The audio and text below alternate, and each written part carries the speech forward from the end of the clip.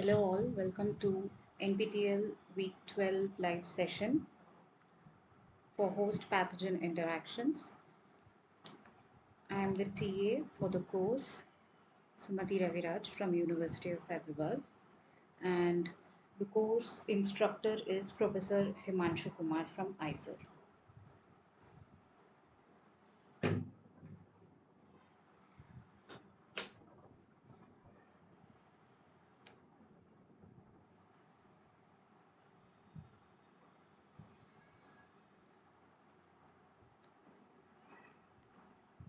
Yes, so this week the syllabus that has been covered is of fungal infection, parts 1 and 2, introduction to the parasite infection and malaria, parasite infection, trypanosomiasis, African sleeping sickness.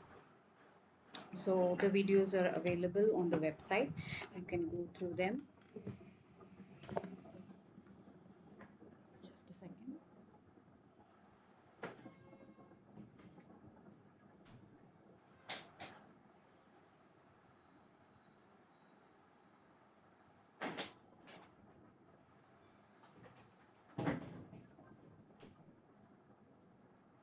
Yes, so this session is to clear the weekly assignments, clear any doubts regarding it, to discuss the topics that were asked as questions there.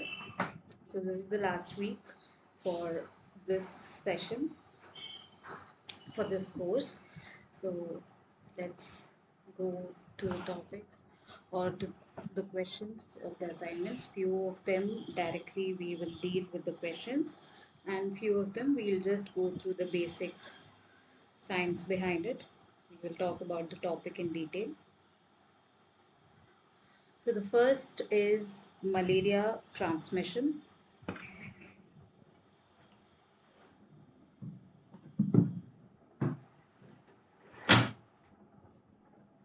Okay.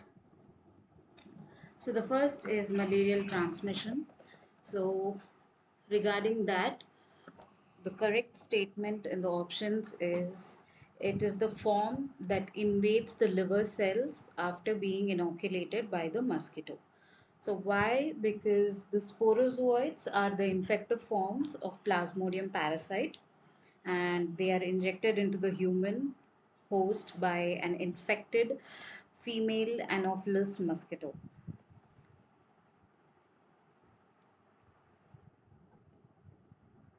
So the sporozoites are the infective form which are injected by the female Anopheles mosquito into the host, that is the human host.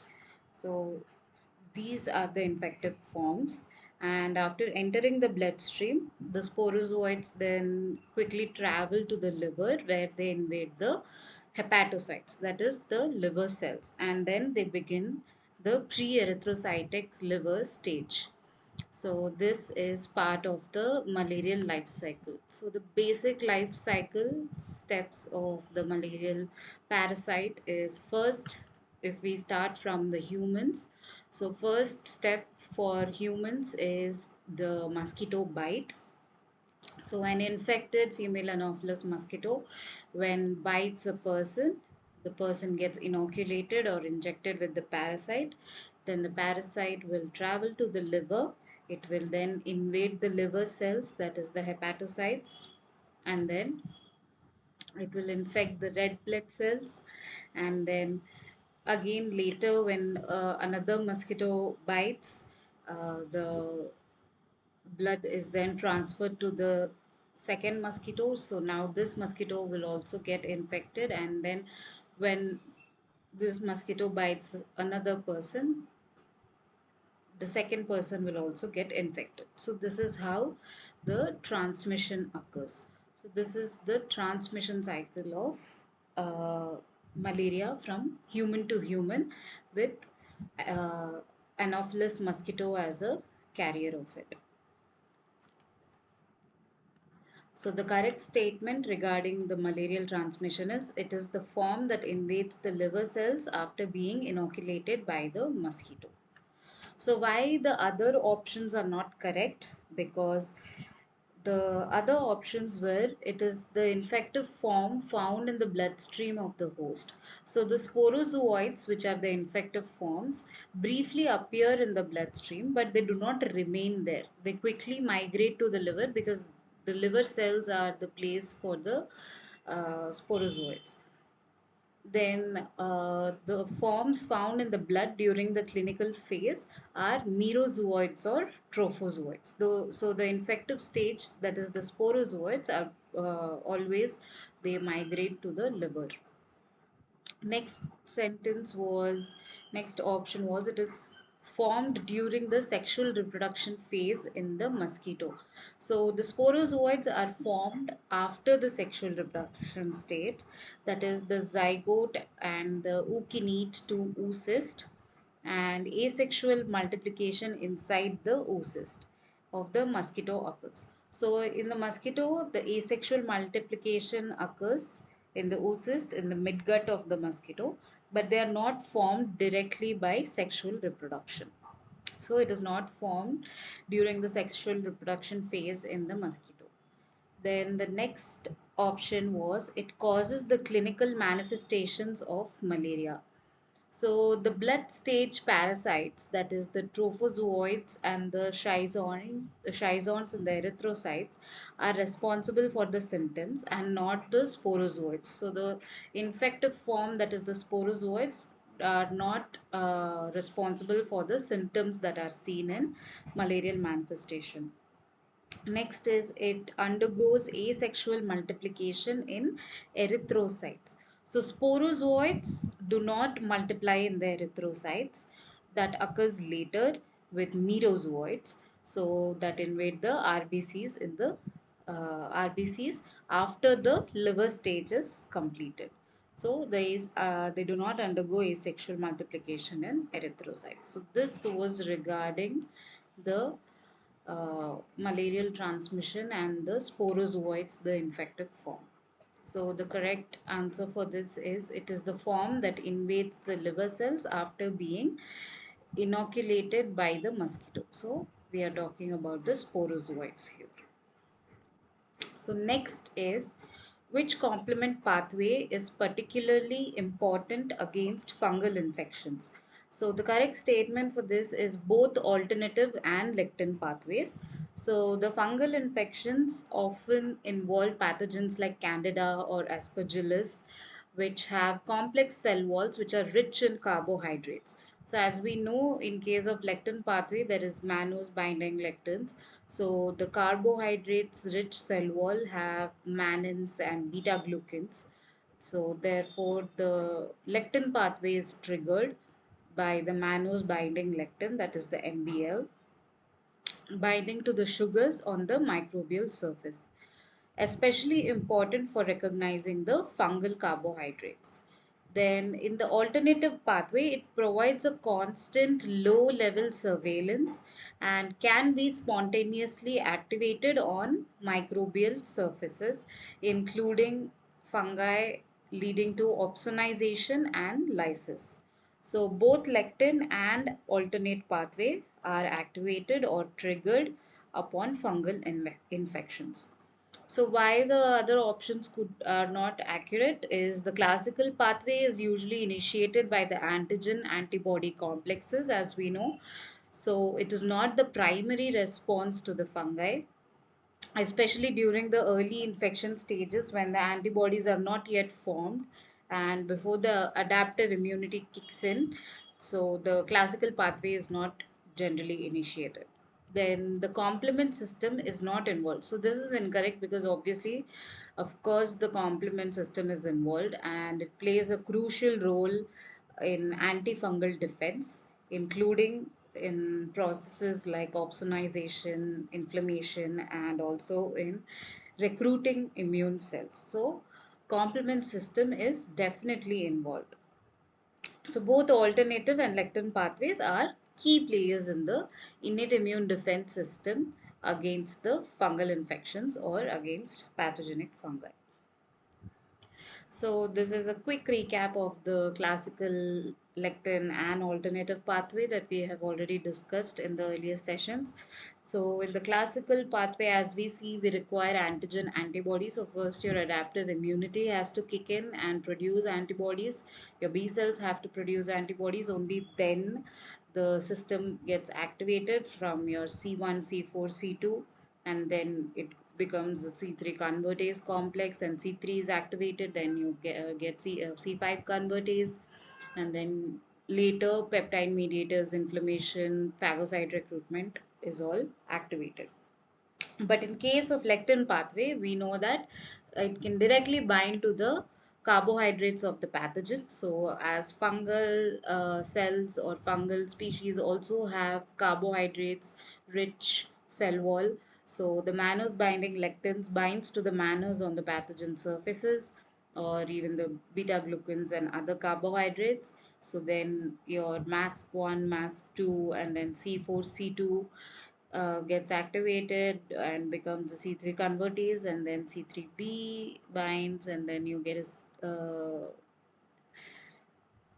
steps like complement receptors on phagocytes, and then opsonization of the pathogen occurs, and then you have the MAC complex and also removal of the other immune complexes. And other than that, we also have the lectin pathway, which can also bind to the pathogen surfaces and directly C3 turnover will be there, and you have factor B, factor D here, and then we have terminal components for the MAC complex, that is the membrane attack complex, and finally lysis of the pathogens or the cells occur. So in case of your fungal infections, you have both your lectin and alternate pathway as your primary uh, complement system pathway that is being activated. So the next was, which phase of malaria parasite's life cycle is primarily responsible for causing clinical symptoms in humans? Okay, which phase of the parasite is primarily responsible for clinical symptoms? So, the clinical symptoms, like we discussed in the first question, is seen in the erythrocytic cycle. So, in the erythrocytes, the merozoites are usually responsible for this. So, in the erythrocytes, that is in the RBCs, when merozoites invade the cells, they undergo asexual replication, that is trophozoite, schizont, and merozoite, and then rupture the RBCs to infect more cells.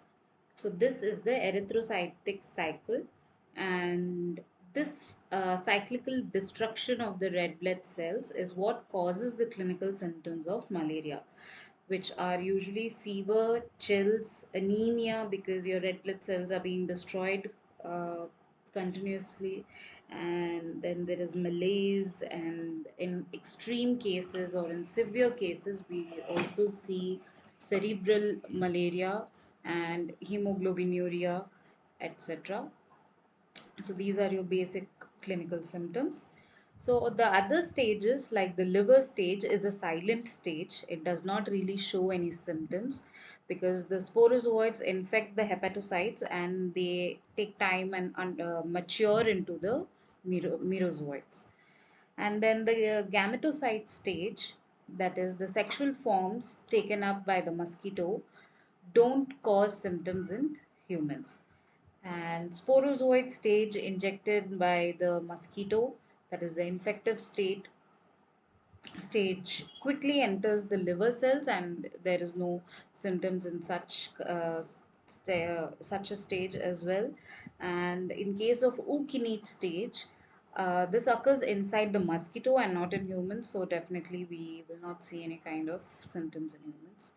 So the symptoms are mainly seen in the erythrocytic cycles when the destruction of the RBCs occur due to the merozoites that undergo the asexual stage in the RBCs, causing conditions or causing symptoms like fevers, chills, anemia, malaise, and also can lead to cerebral malaria, hemoglobinuria, etc.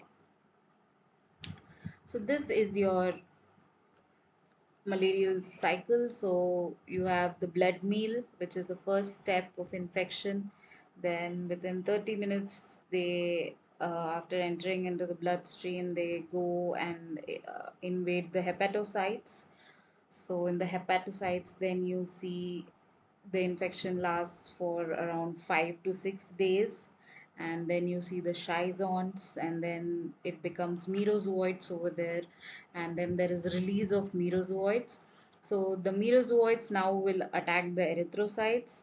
So the erythrocytes, then they transform into trophozoite and schizont, that is the asexual phase, and then the schizons are released by bursting the RBCs. So this particular stage, one second. So this particular stage takes about 2 hours, that is 48 hours, 2 days, that is 48 hours. And then we also have the gametocyte. So the gametocyte, the production of the gametocytes, we have microgametocyte, we have the gametocyte.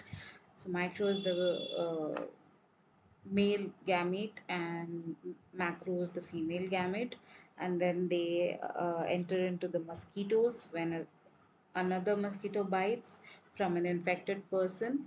So here in mosquitoes, the microgamete and the macrogamete fertilization occurs and zygote is formed. So from zygote, ookinete is formed, and then ookinete in the midgut of the mosquito. So transformation and sporogenesis occurs here, which takes about 8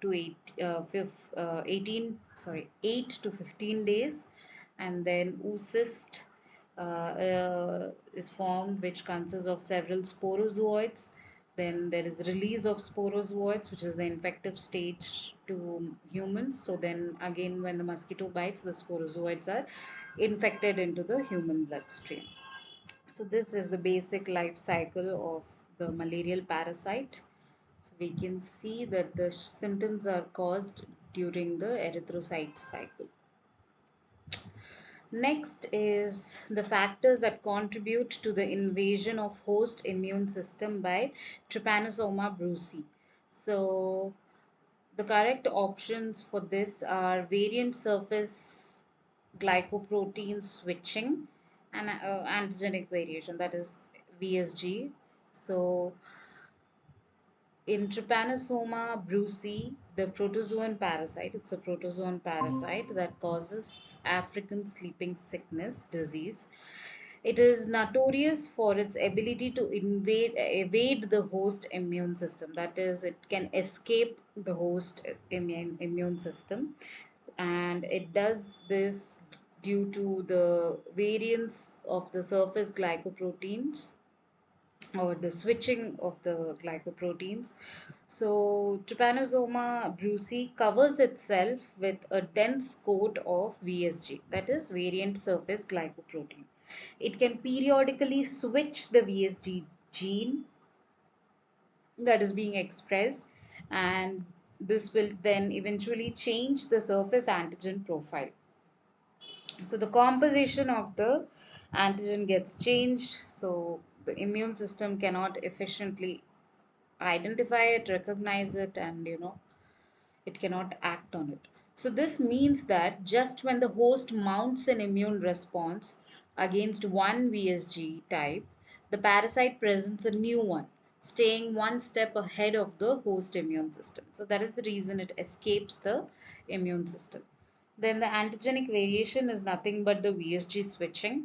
So this is a form of antigenic variation. So this process allows the parasite to persist in the bloodstream for several months or even years, causing waves of parasitemia and evading the immune clearance process. So this is very, very difficult, because if your immune system cannot recognize or cannot act on it, or if the pathogen is able to escape it very efficiently, then the clearance will not occur from the body. So the other options were production of super antigens. So superantigens is seen in some bacteria like Staphylococcus aureus and not in Trypanosoma brucei. This is a protozoan and intracellular replication. So tree brucei is extracellular, living in the blood and the lymph. So this is also wrong. And induction of host apoptosis. So host apoptosis is not the Ex- primary Excuse me, mechanism. And yes, ma'am. is someone speaking? Are you presenting your screen? Yeah, is it not visible? Yeah. Okay, let me do it again.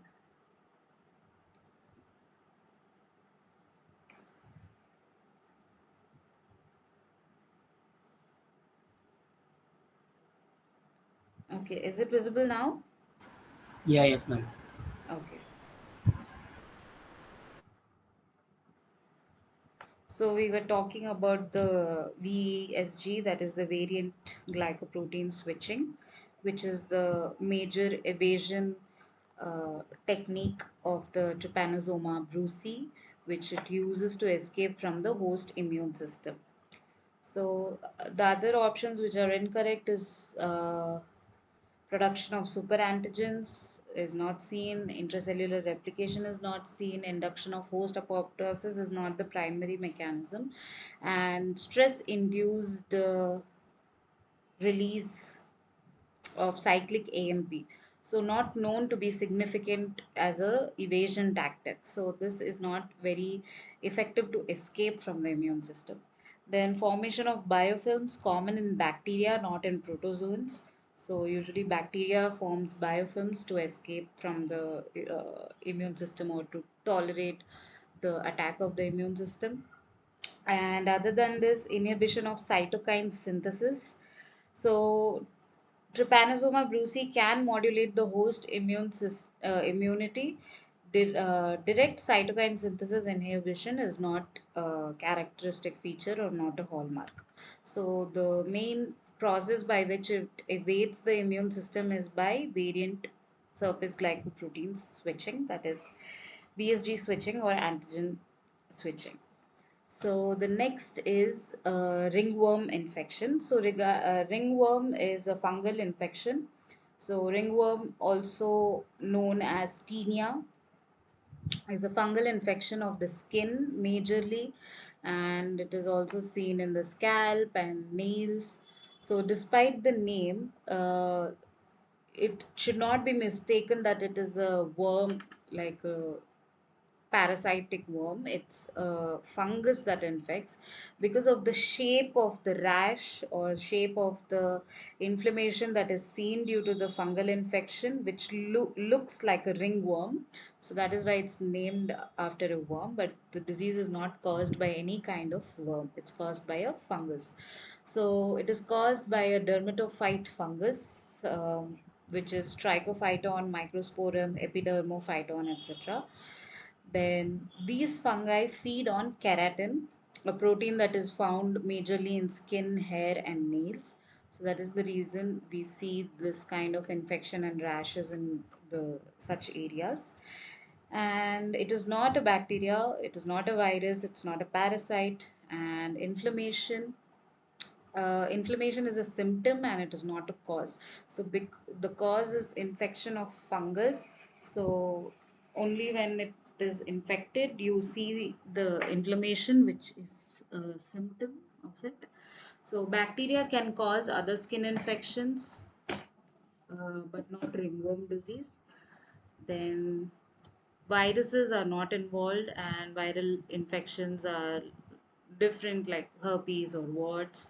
Parasites are something like insects, the lice, or other sorts of tapeworm, or these sort of things are parasites. So ringworm is a fungus, uh, fungal caused disease and not parasitic.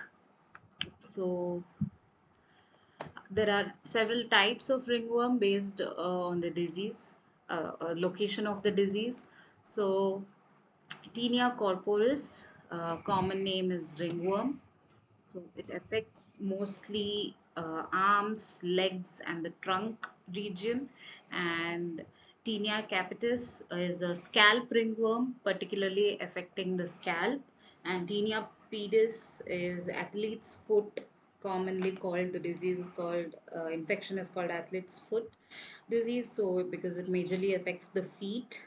And Tinea cruris is jock itch, which is seen in the groin area.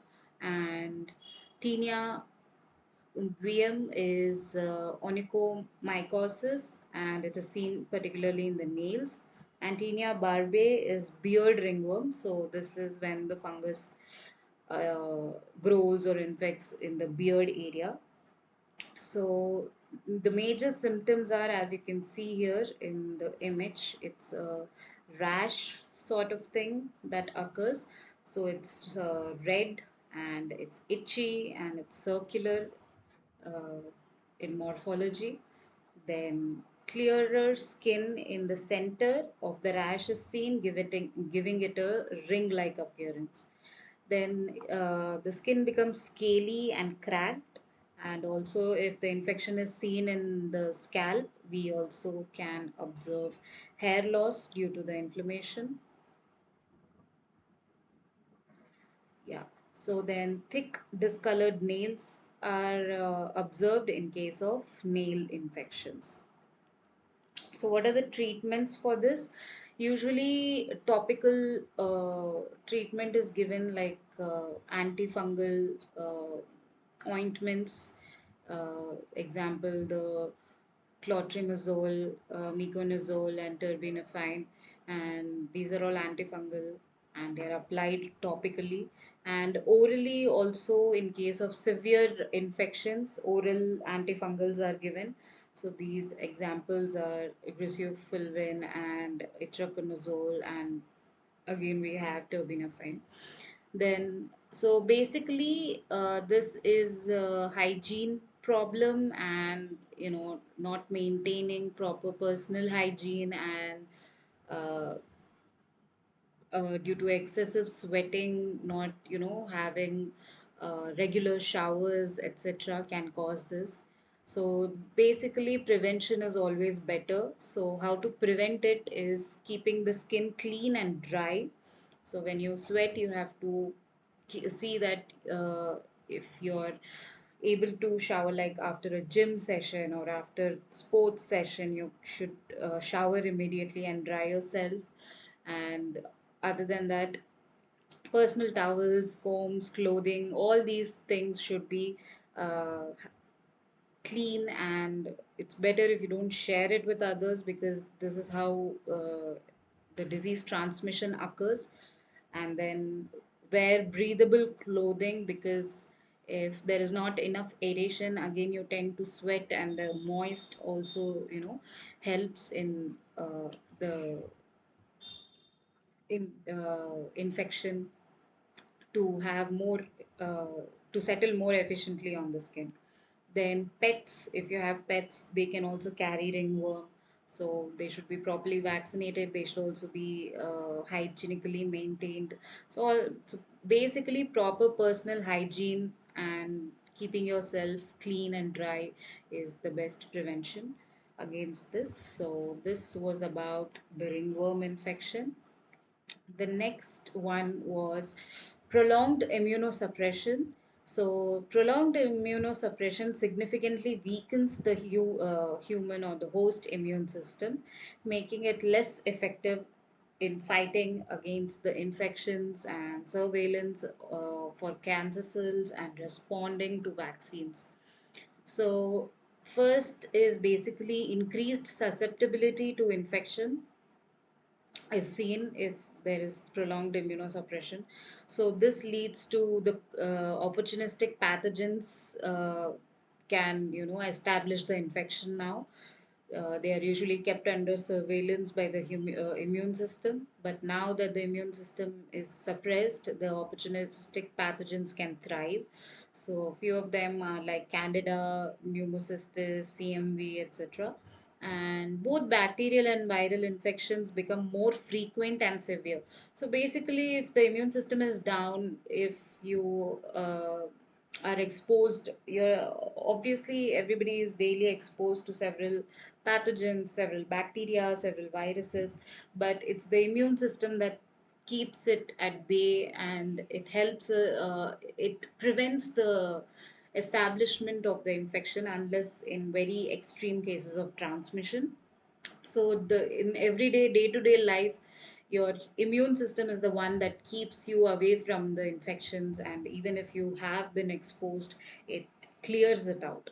So this process will be obviously inhibited, so you will be more exposed, or you will be more susceptible to the bacteria and fungal, bacteria and viral infections that occur. So frequent cold, fever, such kind of, you know, diseases like diarrhea, all these things can occur. Then fungal and parasitic infections, toxoplasmosis and strongyloidiasis are more likely.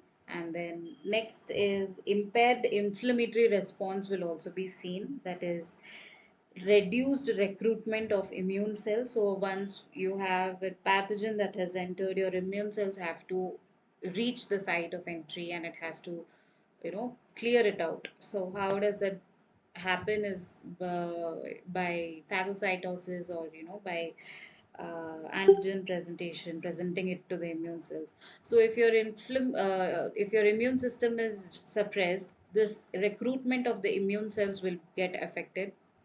So there will be reduced recruitment of immune cells like neutrophils and macrophages, and then blunted cytokine production means slower and inadequate inflammation. So basically, this is the next step where cytokines have to be produced once the infection is recognized, and then it helps in recruiting more uh, immune cells, and it helps in uh, producing pro-inflammatory cytokines. So this response will also be reduced, and then delayed wound healing due to reduced immune cell activity. So the wound healing is also done because of the cytokines, your anti-inflammatory cytokines, your M2 macrophages, etc., which help in tissue repair, wound healing. So all this also will be affected.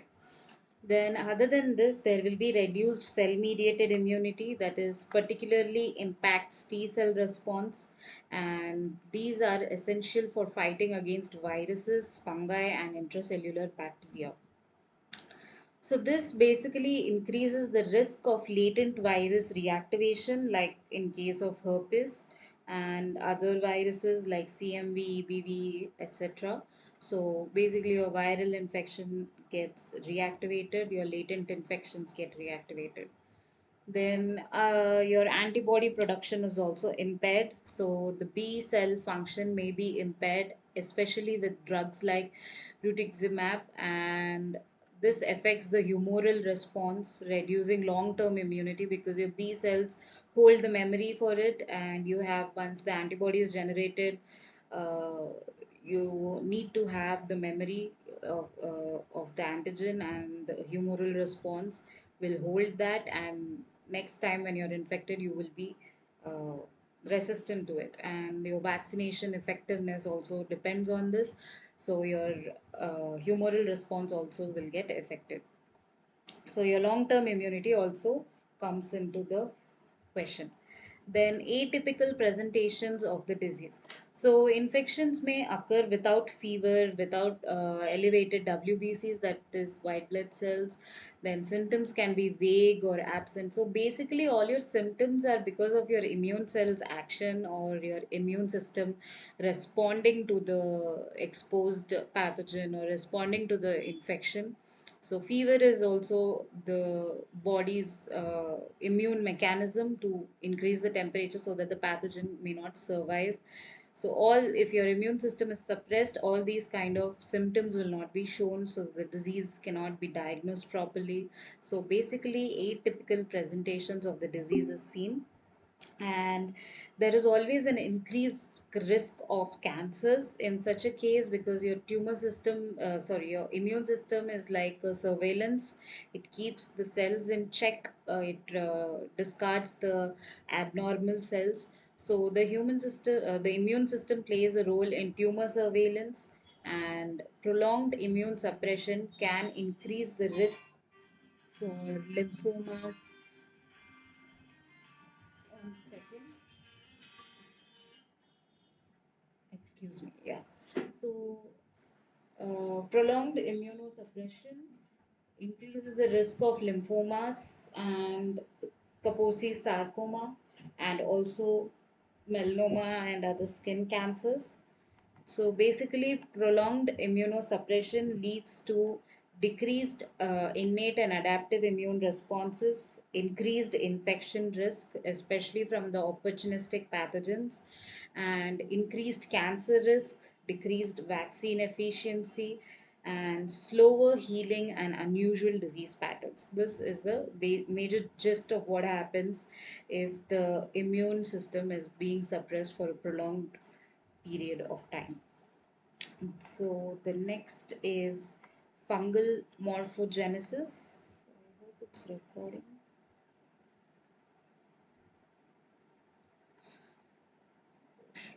Okay.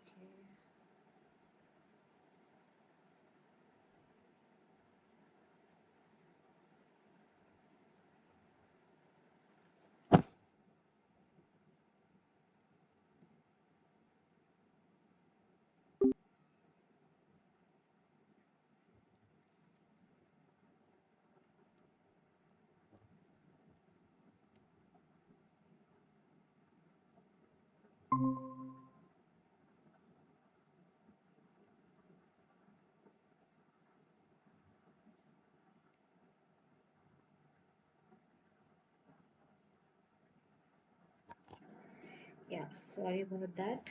I think people have left, so the meeting was closed. So let's continue for the recording. So fungal morphogenesis. Yeah,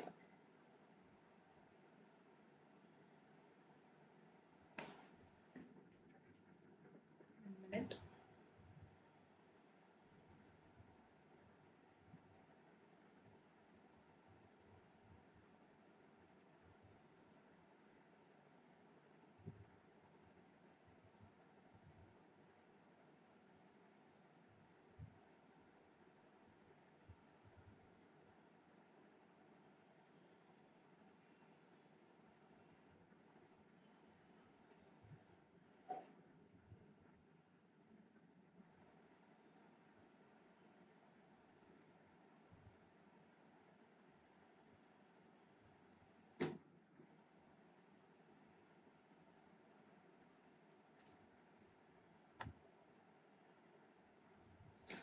So fungal morphogenesis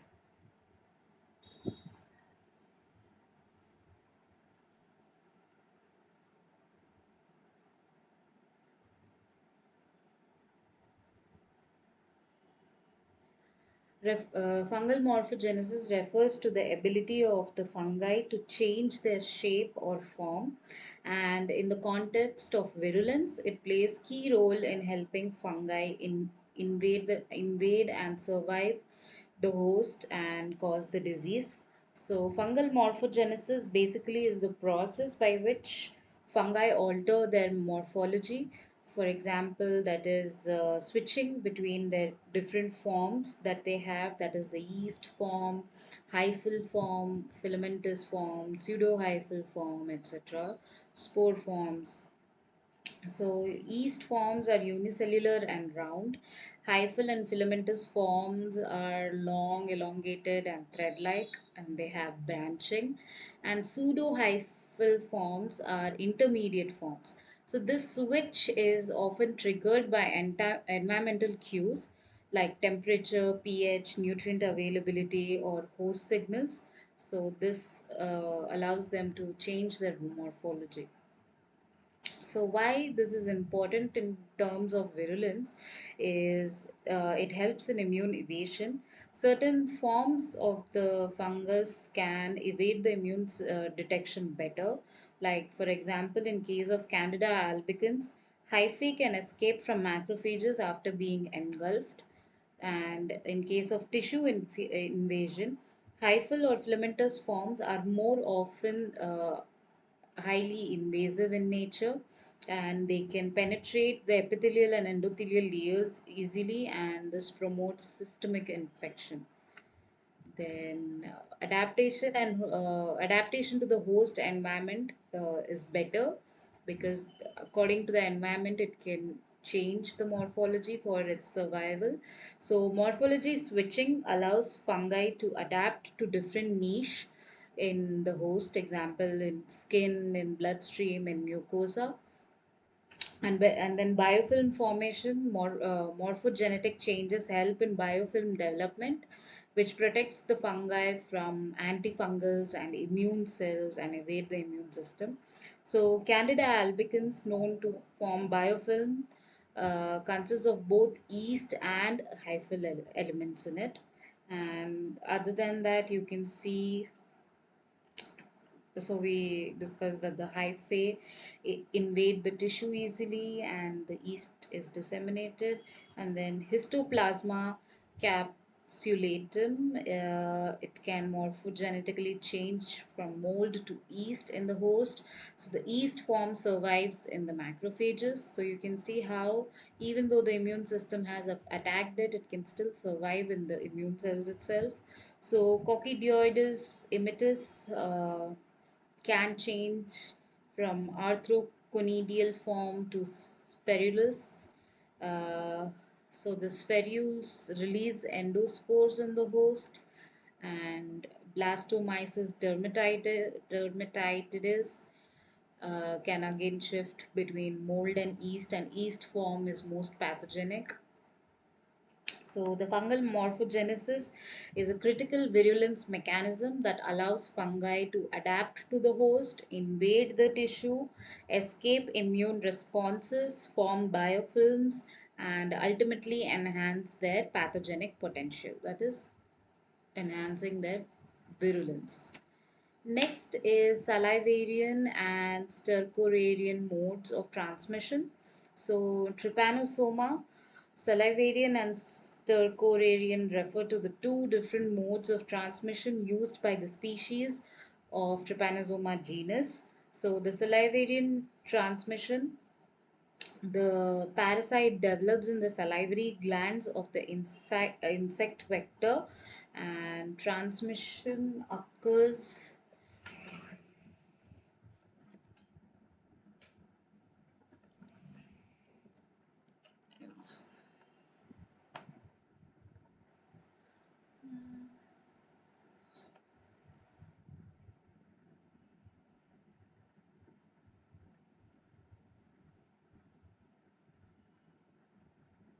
Yeah, so the transmission occurs when the vector injects infective parasite through its saliva during the blood meal. Then example is the Trypanosoma brucei, which causes African sleeping sickness and transmitted by tsetse fly. Then we also have the stercorarian transmission. The parasite develops in the hind gut of the insect vector. So the transmission occurs when the infected feces contaminate the bite or the mucous membrane. So this is seen in case of Trypanosoma cruzi, which causes Chagas disease and transmitted by redwood bugs, also known as kissing bugs. So this is your two modes of transmission, that is your salivarian and stercorarian. So why other options are not correct? Because malaria is transmitted via mosquito saliva and is not classified, but it is not classified as salivarian or stercorarian. And leishmania is transmitted by sandflies via the bite, and this is also not classified in such a way. And then streptococcus is a bacteria and it's not vector borne. And Cryptococcus neoformans is a fungus that is transmitted through inhalation and not via the vectors. Next is Plasmodium falciparum. Uh, it is the most virulent species of all in the Plasmodium genus and is most commonly associated with malaria and has higher mortality rates than the others. So severe malaria is caused by, excuse me, Plasmodium falciparum. This can even lead to extreme conditions like cerebral malaria, severe anemia, acute respiratory distress syndrome, organ failures such as liver and kidneys, hypoglycemia, and it is also responsible for majority of malaria related deaths, particularly in the sub-Saharan Africa regions. And there are also other species of plasmodium like the vivax ovale and malariae. So the Vivax typically causes milder malaria, though it can still lead to complications. That is during the repeated infections. It's not that severe. And Plasmodium ovale causes a less severe form of malaria, often with recurring relapses.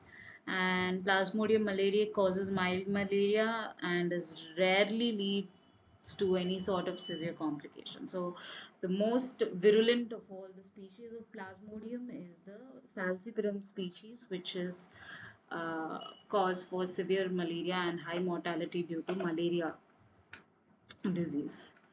So, next is what are the correct statements regarding the life cycle and infection process of Trypanosoma brucei? So, the metacyclic trypomastigote is injected into humans through the tsetse fly, and the infection progresses through two distinct stages with systemic and neurological symptoms. The parasite's genetic adaptability is largely due to its unique mitochondrial DNA, and understanding the life cycle is crucial for developing effective control measures. The presence of surface glycoprotein variations complicates the immune detection, so all these are true with regard to Trypanosoma brucei. And other than this, the parasite can only survive in human hosts. No, it also has animal reservoirs, that is, like in cattle or other wild animal, then which contributes to its persistence and transmission. And Trypanosoma brucei has a simple life cycle involving only one host. No, it involves two hosts and it's a little complex. So, a human or animal host, that is mammalian, CC fly is a vector, so it definitely needs two, and it's primarily transmitted through contaminated water sources. This is false because this is a vector borne disease. So it is transmitted via the bites of an infected tsetse fly and not by contaminated water. Additionally, some other points to know about it is metacyclic trypomastigotes are the infective form injected into the humans, and the clinical stages of the disease are hemolymphatic stage where fever and lymphoadenopathy is seen along with fatigue. The next stage is the neurological stage. So the parasite crosses the blood-brain barrier, and it leads to symptoms like confusions, sleep disturbances, and therefore it is called sleeping sickness disease. And kinetoplast DNA, a unique form of mitochondrial DNA, contributes to its adaptability. And other than this, of course, there is the VSG switching, which is key for immune evasion. So this was about the Trypanosoma brucei. I hope I have covered all the questions in here. So since this is the last session, if there are any doubts or any question regarding the topics of any week, you can always put up a query in the course portal, or you can also mail me to this mail ID. We will be happy to clear the doubts if there are any regarding any topic involved in the syllabus. So this is it for host pathogen interactions. So thank you. All the best for the exams.